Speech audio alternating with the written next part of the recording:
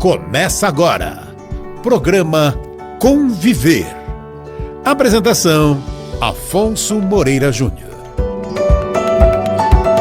Boa tarde a você que nos acompanha pela Rede Boa Nova de Rádio, pela TV Mundo Maior, emissoras da Fundação Espírita André Luiz e também pelo nosso canal no YouTube e pela nossa página no Facebook. Eu sou Afonso Moreira Júnior e estamos no programa Conviver, inteiramente dedicado ao diálogo religioso. E nós recebemos hoje, com muita satisfação, Leonardo André Fonseca Maia, que, entre outras ocupações, é responsável pela Biblioteca Virtual da Antroposofia.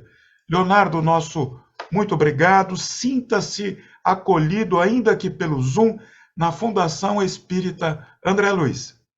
Muito obrigado, Afonso. Agradeço muito o convite para participar aqui com vocês. Bom, eu quero fazer um aviso muito especial aos nossos companheiros que estão nos acompanhando. O nosso programa de hoje está sendo gravado, então nós não temos participação dos ouvintes nem dos telespectadores. Mas nós já tínhamos anunciado o tema antroposofia e recebemos aqui algumas perguntas, algumas sugestões para fazer ao nosso irmão Leonardo André Fonseca Maia, a quem eu apresento aqui rapidamente nesse instante. Ele nasceu no Rio de Janeiro, em 23 de julho de 1976. Estuda a antroposofia há 28 anos. Trabalhou em escolas Waldorf e na Associação Sagres. Ele é o administrador da Biblioteca Virtual de Antroposofia. Ministra palestras e cursos relacionados à antroposofia e traduz textos de Rudolf Steiner. Leonardo André Fonseca Maia, antroposofia, ciência, filosofia ou religião? Essa é uma pergunta, né, que muita gente se faz, né, em relação à antroposofia. Eu acredito que é um pouco de tudo.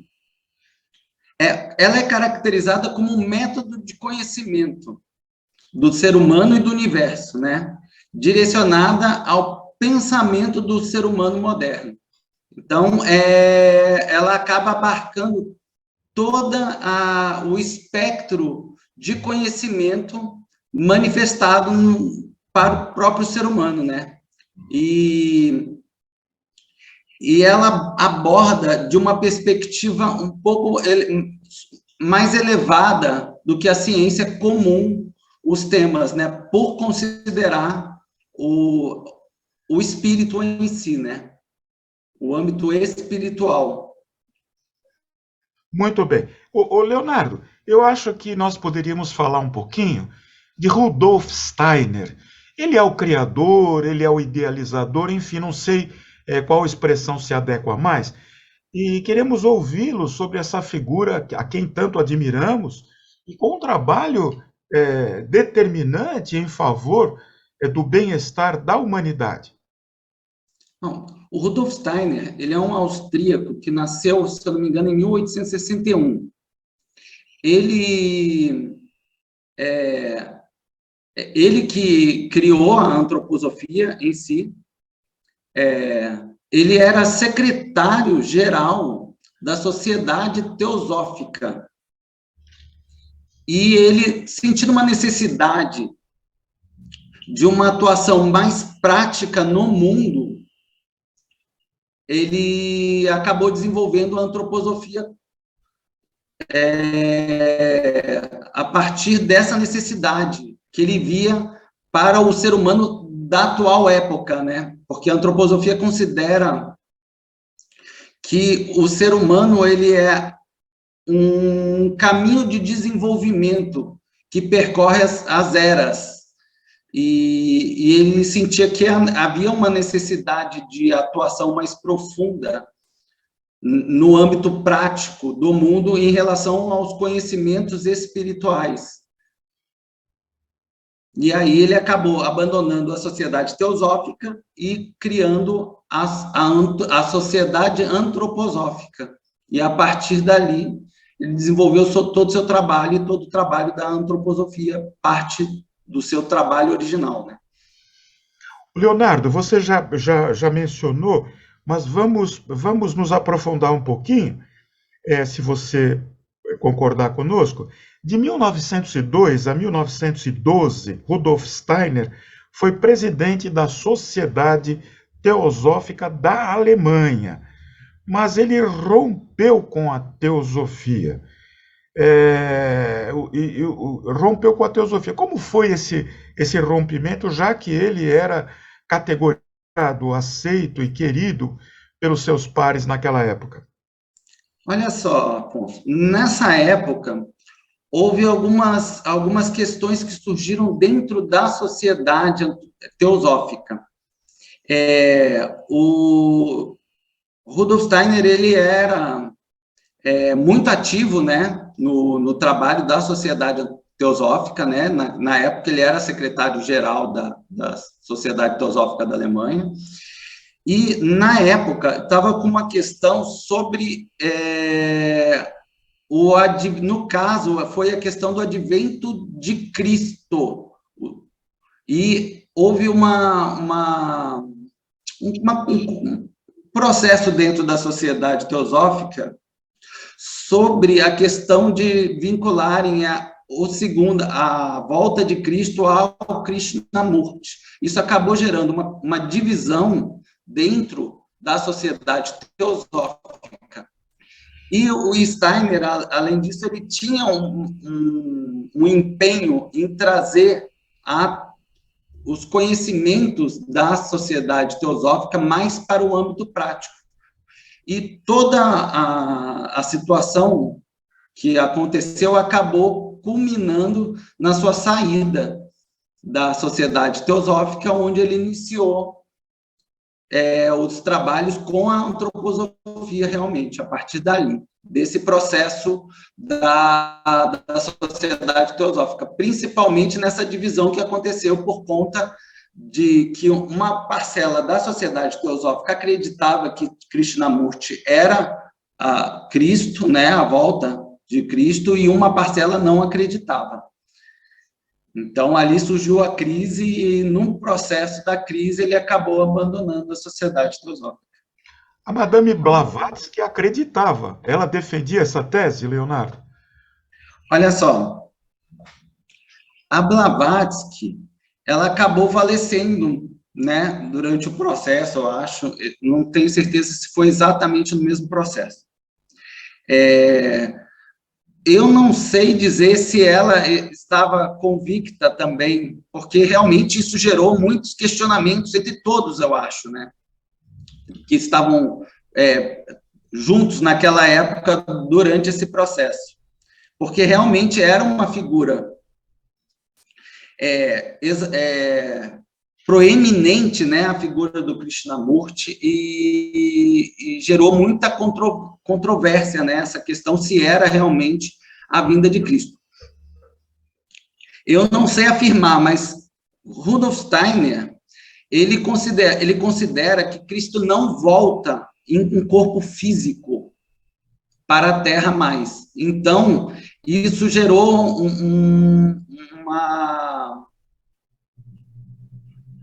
uma incoerência dentro da sua própria busca dentro da sociedade teosófica, né?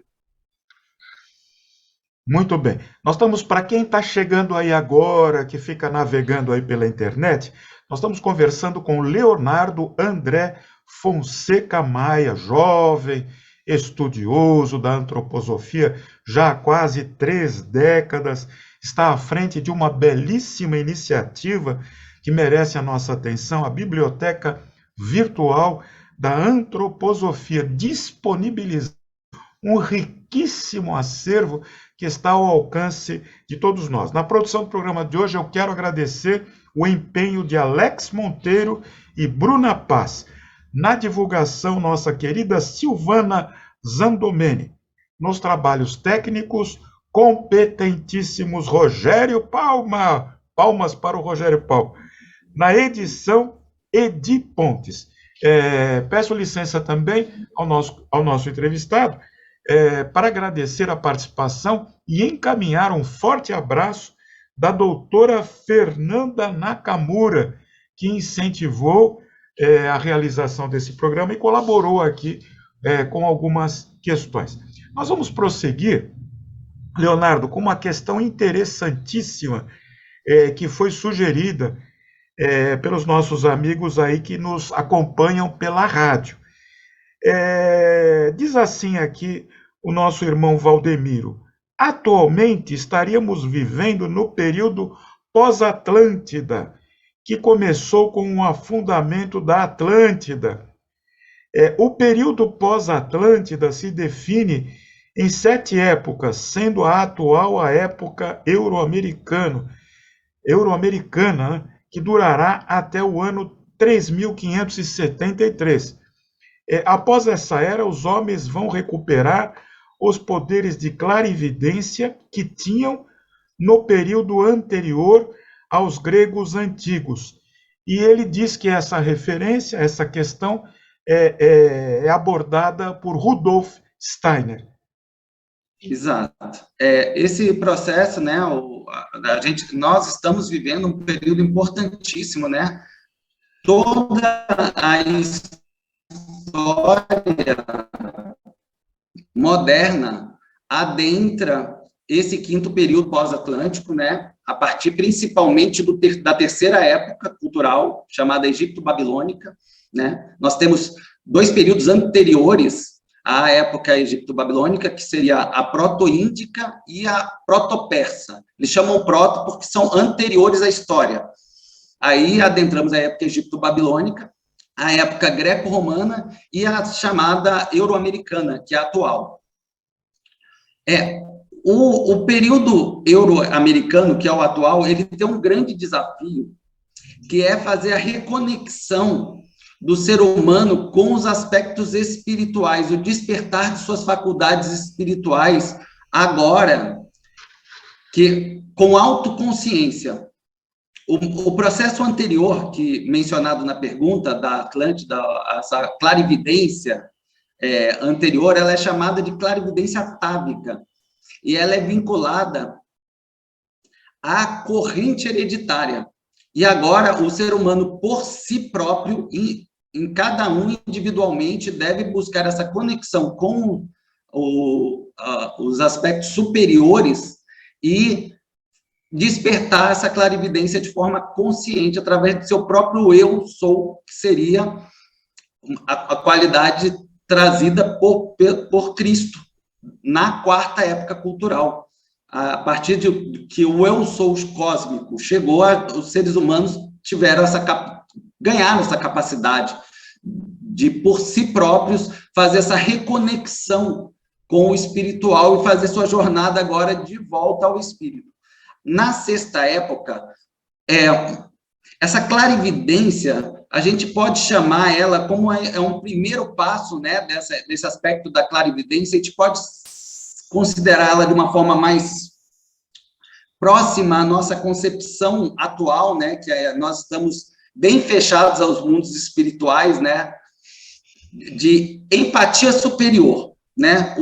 As pessoas que sentem empatia hoje já é um germe desse princípio que vai ser desenvolvido na 6ª época cultural, na próxima época cultural. Os seres que são precursores da 6ª época cultural são seres com muita empatia com o próximo, né? É um germe de uma clarividência, já é uma percepção de um âmago interior do outro ser humano, fora de si, né? E se reflete como um sentimento profundo de empatia. A nossa tendência evolutiva é crescer nesse sentimento e desenvolver essa chamada empatia superior na próxima época, né? Leonardo, por essa revelação que você acabou de confirmar aqui, atribuída a Rudolf Steiner, eu estou entendendo que Rudolf Steiner era um médium, a expressão que que me compete na minha doutrina, um médium, um profeta, um ser iluminado, um espírito de luz, um espírito ascenso. Fala um pouquinho sobre esse aspecto metafísico da natureza de Rudolf Steiner que se reflete em seu trabalho.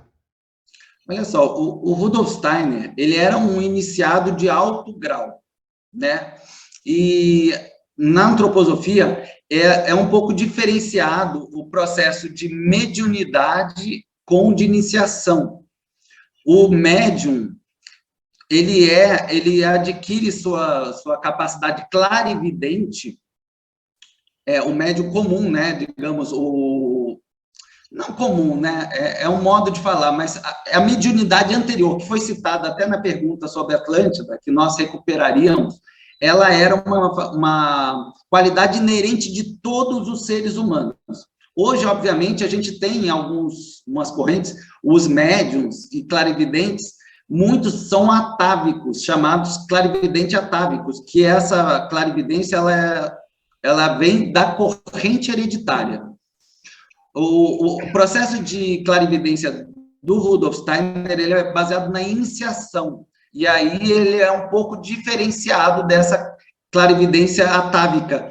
E essa clarividência da sexta época cultural mencionada, ela é baseada nessa nova clarividência, nessa iniciação moderna chamada, onde os seres humanos adquirem a capacidade, o despertar dos seus órgãos suprassensíveis e conseguem fazer uma conexão consciente com os reinos superiores, né, no caso. E o Rudolf Steiner, ele era um desses iniciados de altíssimo grau, e todo conhecimento, inclusive, ele cita como totalmente possível de verificação de tudo que ele argumenta a partir da própria iniciação individual. Todo ser humano é capaz, através do seu próprio esforço, desenvolver esses órgãos superiores de percepção espiritual e ver por si próprio tudo que é trazido, conceber por si próprio, né? E essa, inclusive, é a indicação, é que não se acredite cegamente no que é trazido na antroposofia,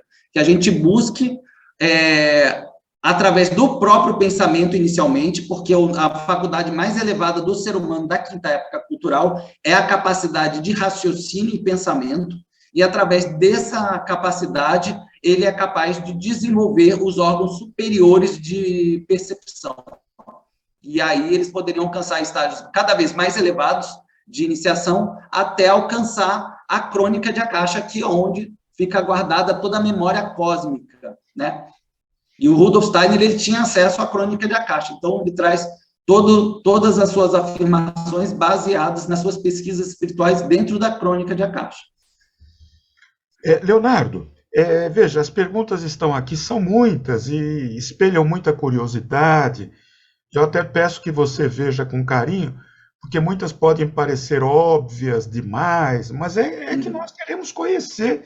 E estamos aqui diante de uma autoridade, você é muito respeitado no meio da antroposofia, você é visto com muito carinho, com muita simpatia, e fiquei surpreso, assim, ao conversar pessoalmente, pela sua juventude, que você já tem um esforço anterior bastante grande, e está aí nessa juventude trabalhando e aprendendo. Qual a relação, Leonardo, da antroposofia com o Santo Graal?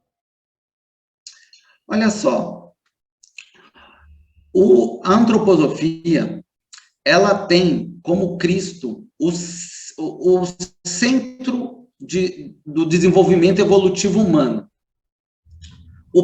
A própria descida do Cristo para a matéria no ano zero, no caso, não no ano zero, para a antroposofia, a gente tem uma diferenciação entre Jesus e Cristo. Cristo é uma entidade solar, de uma hierarquia muito alta. E Jesus foi o ser humano que abarcou a entidade solar em si no batismo das águas. Então, para a antroposofia, o Cristo, ele é a representação do ideal do ser humano nós, como seres humanos em desenvolvimento, temos que buscar o desenvolvimento pessoal para alcançar a imagem crística em nós.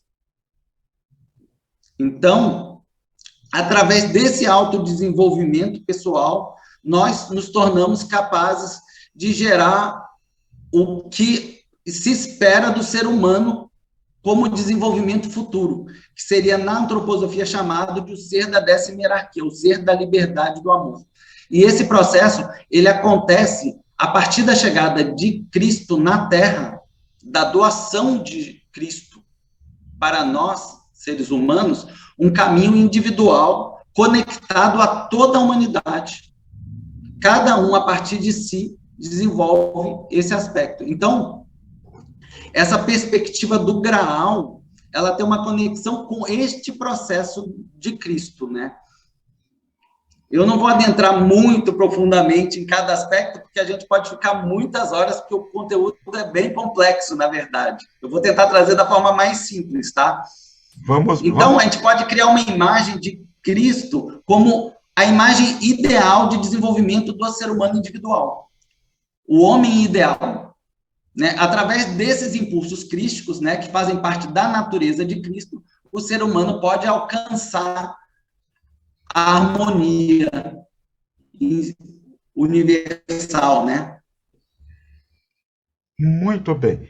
Leonardo, o que é uma pessoa antroposófica? O que é uma pessoa antroposófica, na sua consideração? Olha só, a gente aí pode criar dois pontos de vista, tá? Eu vou citar 2 pontos de vista interessantes, tá? Uma pessoa antroposófica pode ser vinculada ao conhecimento em cima da filosofia da antroposofia, né? Dos conhecimentos trazidos pela própria antroposofia, da sua conceituação intelectual, né? A gente poderia considerar um antropósofo. Mas também aquele ser humano que atua baseado no que propõe a antroposofia para o desenvolvimento do ser humano atual, ele também poderia ser considerado uma pessoa antropósofa, né? Antroposófica, digamos, né? Porque ela estaria fazendo o caminho correto de desenvolvimento esperado pela própria e estimulado pela própria antroposofia. Ela, apesar de não ter o conhecimento antroposófico alicerçado, né, intelectualmente, dos conceitos, ela pode estar atuando completamente em direção à proposta da própria antroposofia, que, inclusive, o Steiner alerta sobre essa questão. Futuramente não haveria necessidade de toda a compreensão conceitual. Apenas na própria vivência o ser humano alcançaria o estágio necessário para o desenvolvimento correto, tanto individualmente quanto coletivamente como humanidade, né? Então, a gente tem 2 pontos de vista, né? Leonardo, eu passei por uma dificuldade de saúde, um enfrentamento na saúde, e eu recebi receita, medicação antroposófica, e com resultados bastante benéficos, bastante razoáveis. Então, eu pergunto aqui para você, o que é um remédio antroposófico? No que ele difere da homeopatia, da alopatia, por ser um remédio, uma medicação antroposófica? Olha só, eu não sou especialista na farmacologia antroposófica, mas a perspectiva do medicamento antroposófico é estimular forças no indivíduo que atuem diretamente sobre a causa da doença ou da enfermidade em si. Ela tem alguns aspectos similares com a própria homeopatia, se você observar de uma certa perspectiva. Mas o princípio é observar o que causa a deficiência no ser humano, no seu veículo, né? No caso, porque a antroposofia ela estrutura o ser humano em alguns elementos, né, como o corpo físico, o corpo etérico, o corpo astral e o eu, né, que é a autoconsciência em si. Se existe alguma irregularidade, alguma disfunção em algum desses corpos, o medicamento antroposófico atuaria para ajudar ao equilíbrio desses corpos para gerar a saúde no indivíduo em si. Então, necessariamente, ela não atua o efeito no corpo físico, mas no equilíbrio do organismo humano em si, que ele, por si próprio, esse equilíbrio geraria a saúde no ser humano. Muito bem. No meu caso, foi um sucesso. O resultado foi muito bom. Leonardo, conta para nós agora como foi que você, há 28 anos atrás, eu considero, abraçou a antroposofia. Como é que foi isso? Você foi dormir no dia seguinte e você acordou, sou uma pessoa antroposófica, eu recebi Rudolf Steiner, eu estou inspirado. Como é que foi esse seu encontro ou reencontro com a antroposofia? Olha só, boa pergunta, Afonso. Essa é uma pergunta, até uma curiosidade interessante. Olha só, eu faço parte, meus pais, eles eram um pouco místicos, eles faziam, gostavam muito de espiritualismo, estudos até da doutrina espírita, fizeram parte de alguns grupos de ocultismo, e eu era muito averso a essas questões quando era pequeno, eu não acreditava muito em nada, eu era um pouco ateu até. E durante a minha adolescência, eu conheci a mãe dos meus filhos, e ela era uma ex-aluna Waldorf, do Colégio Micael de São Paulo. E eu fiquei um pouco encantado com a forma dela ver o mundo, dela diferente dela lidar com a vida em si, e fiquei curioso, e a partir dali fui conhecendo ela melhor, e ela me contando sobre os processos escolares, da antroposofia em si, e gradualmente, logo no começo do meu relacionamento, ela foi convidada a dar aula numa escola Waldorf e participar do curso de pedagogia Waldorf. E aí eu comecei a adentrar mais profundamente através dela. E aí, logo na sequência, eu fui convidado também a participar do curso de pedagogia, ao qual participei, e vendo a dificuldade das pessoas em acessar os conteúdos, eu percebi a complexidade da antroposofia, é realmente muito complexo o conhecimento, e eu vi a dificuldade de se acessar os conteúdos, e a partir de então eu resolvi desenvolver o trabalho que eu faço até hoje, que é com a biblioteca, para facilitar o acesso ao conhecimento dos fundamentos e conceitos da antroposofia. Mas foi a partir da mãe dos meus filhos, que era ex-aluna já de um colégio antroposófico, né? Waldorf. Os caminhos do Senhor. Os caminhos do Senhor, exatamente. Leonardo, você mencionou as escolas Waldorf. A gente escuta muito isso e faz aquela cara de paisagem, né? Como se soubesse do que se tratasse. Mas você está aqui para explicar para nós qual a diferença da escola Waldorf das demais escolas, o que ela apresenta como um benefício maior. Há mais espiritualidade nas escolas Waldorf, há mais humanidade. Rudolf Steiner está presente nesse esforço dessa escola?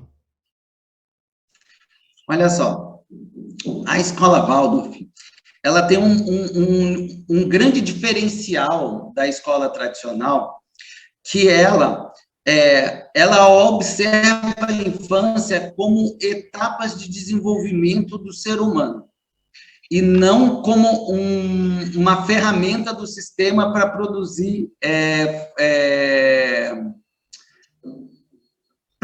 ferramentas do sistema, para o sistema funcionar.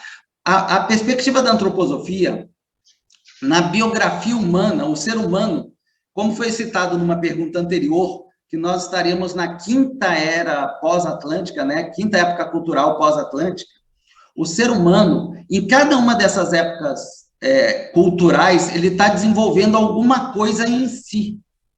E na biografia humana, o ser humano, ele, nas etapas até a maturação, até virar adulto, ele ainda não é um ser humano da quinta época cultural pós-atlântica.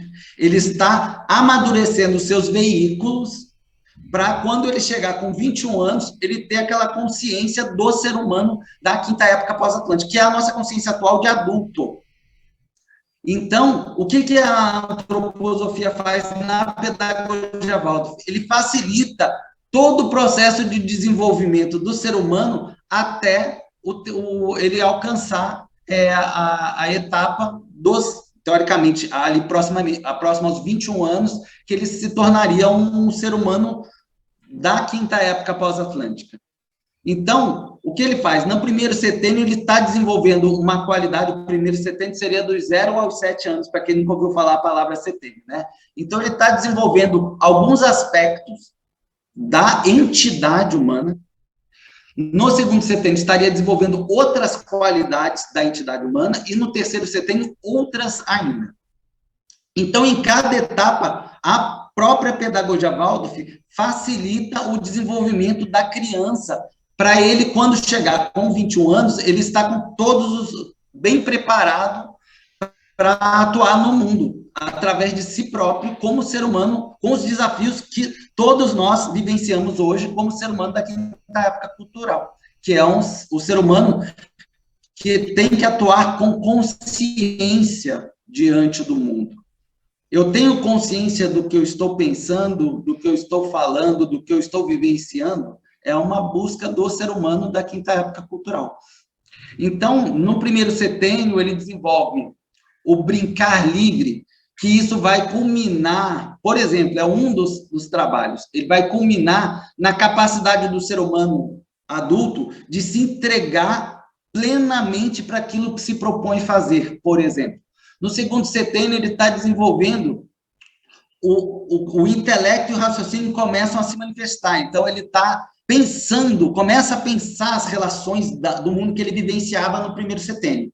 Então, é apresentado ideais e como as coisas funcionam nessa etapa toda. E ele começa a perceber os ideais do ser humano. E a gente tenta trazer na pedagogia Waldorf os ideais mais nobres de desenvolvimento humano, para quando ele chegar no terceiro setênio e ele começar a chegar à puberdade, e ele começar a ver o mundo como ele é, além dos ideais, ele ter um caminho de direção, de saber lidar com o mundo, como o mundo se apresenta diante dele, né? Esses são alguns dos aspectos, mas necessariamente, obviamente, que nós temos os conteúdos vinculados em cada etapa, né? A gente passa uma retrospectiva de vários processos que a própria humanidade já passou, e o próprio processo da biografia é uma retrospectiva das etapas anteriores até os 21 anos. Quando o ser humano atinge os 21 anos, ele está pronto para atuar no mundo a partir de si, em direção aos seus próprios desafios pessoais, né? Relacionados ao próprio karma e ao próprio desenvolvimento da época. Muito bem. Você que está aí nos assistindo nesse instante, você pode participar do nosso programa Conviver por intermédio do e-mail afonsomoreirajunior@gmail.com. Nosso irmão Leonardo está aqui hoje por intermédio de várias sugestões que me foram encaminhadas pelo e-mail. E também perguntas que estamos fazendo a ele chegaram por e-mail. Colabore também com o nosso programa, mandando sugestões, perguntas, críticas, comentários, elogie, critique, fique à vontade, que nós queremos fazer um conviver ainda melhor. Leonardo, aqui vai uma consulta. Para aqueles que já passaram dos 60 anos, qual é o que o setênio tem a dizer? Olha só, quando o ser humano já alcançou ali, está no final do ciclo comentado, porque assim, a antroposofia, ela considera, na primeira fase da vida, nós estamos estruturando o veículo, o físico humano, físico entre aspas, porque o físico está vinculado diretamente ao corpo etérico e ao corpo astral. Está preparando o veículo humano para atuação no mundo material. Então, ele está sendo preparado, e quando chega aos 21 anos, ele está pronto para atuar no mundo como ser humano da época. Gradualmente, o veículo que dá a força vital do ser humano, que é o corpo etérico, ele vai se desgastando. E ali, a partir dos 40, 42, ele não consegue mais suprimir as forças naturais. E o que acontece? O ser humano ele começa literalmente a morrer, gradualmente. E como isso se reflete? Através da gente começar a envelhecer, né? E, aos poucos, ao final da vida, a nossa consciência começa a desvincular-se um pouco da vivência, a consciência natural, tá? Ela começa a desvincular do mundo material e começar a buscar anseios maiores em direção ao espírito. Obviamente que nós temos pessoas que não conseguem se libertar do veículo físico e continuam buscando, né? A gente pode ver esse desenvolvimento contemporâneo de busca de plásticas, de manter a jovialidade a qualquer custo, por um apego à própria matéria, mas a gente, no final da vida, a tendência é nós buscarmos estar conectados com os princípios mais elevados da própria vivência humana, né? Por isso que é muito vinculado em todas as culturas, né? A maturidade, a sabedoria, né? Muito bem. Leonardo, na antroposofia, o que acontece com a alma depois da morte do corpo físico? Bom, acontece muita coisa, né? A antroposofia, ela vincula, né, o ser humano como corpo, alma e espírito, é uma trimembração. A alma é algo que a gente compartilha com o reino animal, tá? Ela tem uma série de aspectos que é vinculada ao corpo astral, que o corpo astral, quando a entidade viva recebe um corpo astral, ela cria autonomia e percepção do mundo sensorial em volta dela.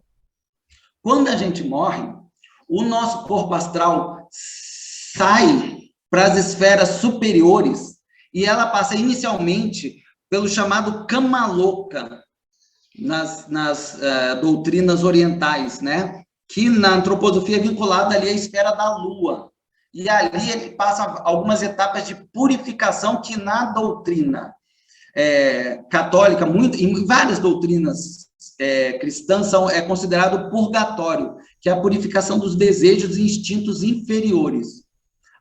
Gradualmente, ele vai se libertando desses processos de apego aos desejos e instintos, e subindo às esferas superiores do mundo astral. E quando ele atinge um certo grau de purificação, ele adentra o Devakan, que é o mundo espiritual em si, puramente espiritual, acima do mundo astral, que é vinculado à alma em si, à alma humana, no caso, né? E aí ele leva consigo, nesse Devakan, um extrato das suas vivências, que também é conhecido em algumas doutrinas como corpo causal, que cria as relações entre as encarnações, né?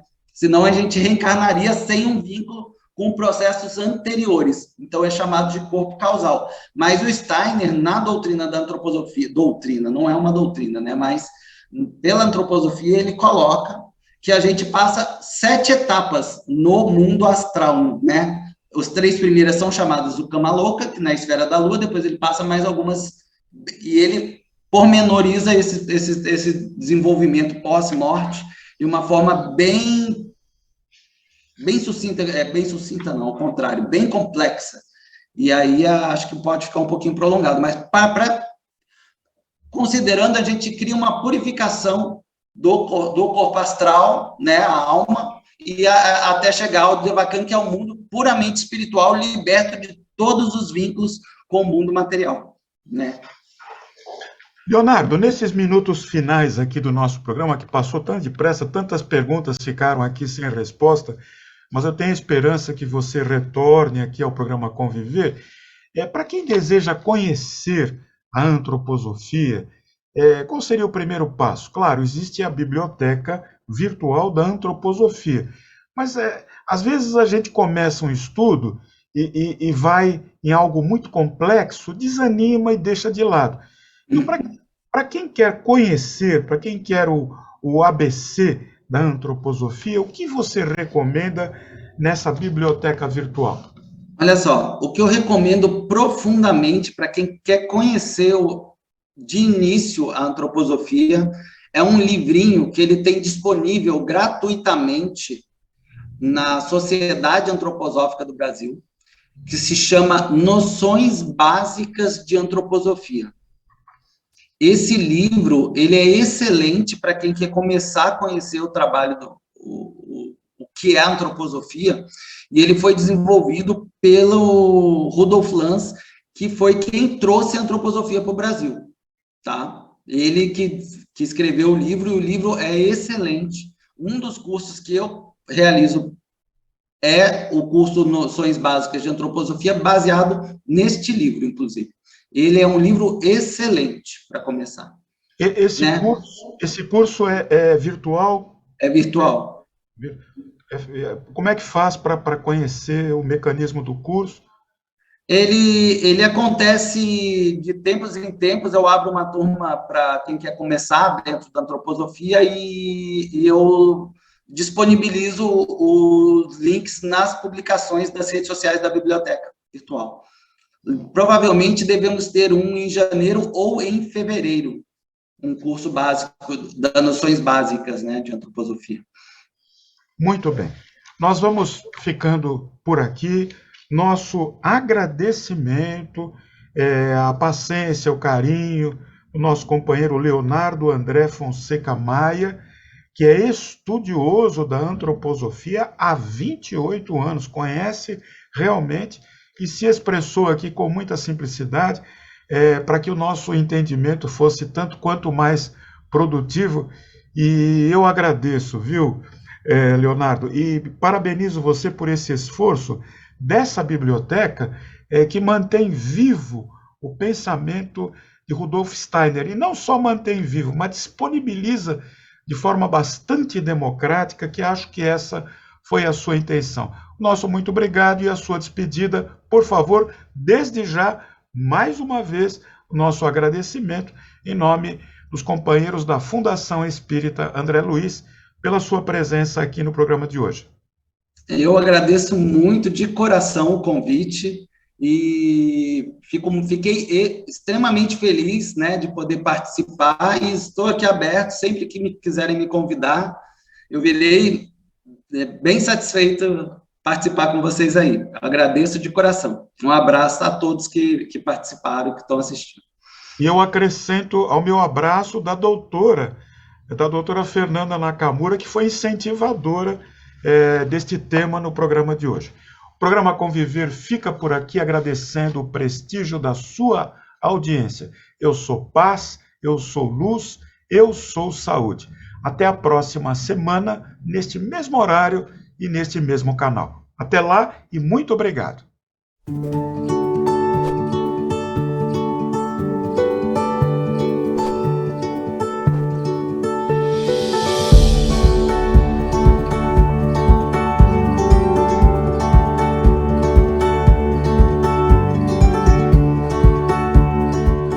Você acompanhou Programa Conviver.